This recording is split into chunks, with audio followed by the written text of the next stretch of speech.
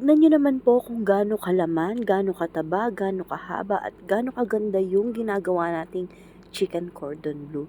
Bale, ang video po natin na to mga kasawlo ay 3 order na sunod-sunod. Kasi nga po dahil tinatamad tayo, ina-admit naman po natin na tumatamad din po talaga tayo sa pag-upload. Bale, second week of January pa po to eh. Bale, 3 araw po na sunod-sunod na order to. Itong unang pa-order po natin ay chicken cordon bleu. Bale sa chicken cordon bleu, dapat po 24 hours na naka-freeze na po yan sa rep para pag babalutin po natin ng ganyan, hindi po tayo nahihirapan. At hindi po kasi tayo nag-iisim ng mga cordon bleu natin. Feeling ko po kasi, para sa akin lang po naman to, dahil sa binibigay na knowledge sa atin ni Lord, parang bawas po yung lasa ng cordon bleu pag in-steam po siya. Para sa akin lang naman po, feeling ko mas malasa po yung ganyan at saka moist po yung pagkakaluto or pagkakaprito po ng ating cordon bleu. At tignan nyo naman po na mga kasawlo, parang kasing laki ng baby yung isang gawa nating cordon bleu. At sa piprito po niyan, kailangan dahan-dahan po natin yang binabaligtad para hindi po sila mga bukaka or masira. At para maganda din po pala yung pagkakaprito ng cordon bleu, kailangan po talaga babad na babad po yan sa mantika or yung parang nagsiswimming na po talaga sa mantika yung cordon bleu natin.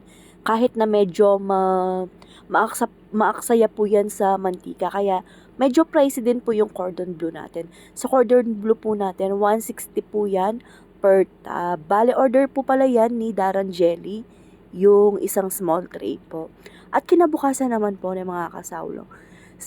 Bale, 2 p.m. pa naman po ang pick up nito. Kaya, same day po tayo gumawa ng Shanghai. Bale, ayan, pagka-uwi natin galing palengke, ay ginawa na po natin yung Shanghai. Kasi madaling araw naman tayo na malengke po dyan, kaya pa naman po ng oras. At ayan po, pagka gawa po natin ng Shanghai, malinis po pala yung kamay ko dyan, mga kasawlo. Lagi po tayong naguhugas ng kamay. Ayan, pagka ano po niya, renas muna natin yun ng mga 15 to 30 minutes bago po tayo magbalot ng ating lumpiang Shanghai. Sa ganitong method po ng pagbabalot ng lumpiang Shanghai, napanood ko din po pala tong ganitong klase ng pagbabalot ng lumpiang Shanghai. Mabilis po tayong matapos or madali lang po yung trabaho pag ganito kaysa sa dun sa manong-manong kinukutsara po. Gumagamit lang po pala tayo ng piping bag para dara-diretso po yung paggagawa natin ng Shanghai. At hindi pa po yan makalat pag ginagawa. Tapos yung mga pabalat po pala natin, pagka uwi natin galing mamalengke, ayan, binibigay ko na po agad sa biyanan kong babae para mahimay po niya. Si Apong Test po talaga ay matyagang naghihimay po ng mga lumpia wrapper. At pagkatapos po nating maibalot yung mga lumpiang Shanghai natin, no, iniraf po muna natin yon para hindi siya mga sim. At dito naman po, inirapan ko na yung ating pa-order din po na puto. Bale, magbayaw po yung nag-order dito eh.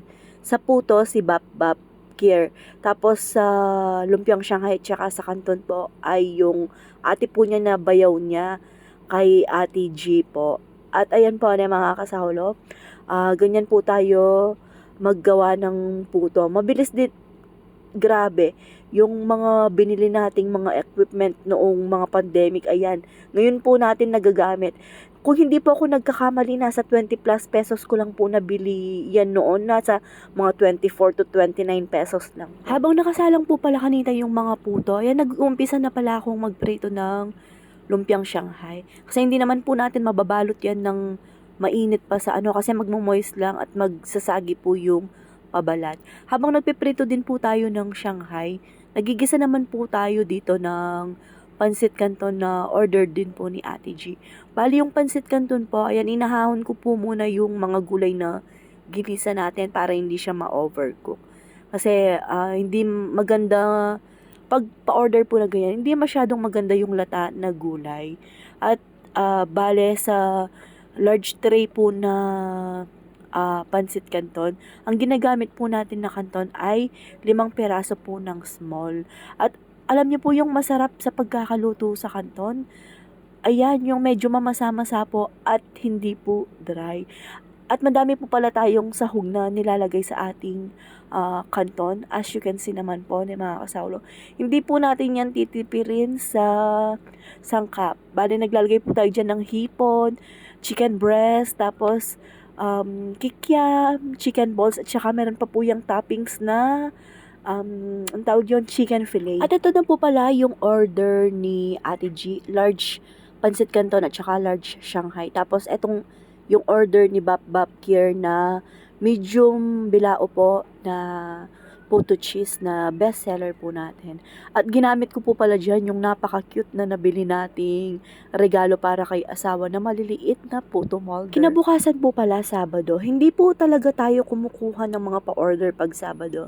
Pero sa mga brothers and sister in Christ po natin, kung halimbawa po gagamitin niyo siya sa church, sa CU, ganyan po, kinukuha po yung order nila. Sabi nga po sa 1 Corinthians 10:31, whether you eat or drink, do it with the glory of God.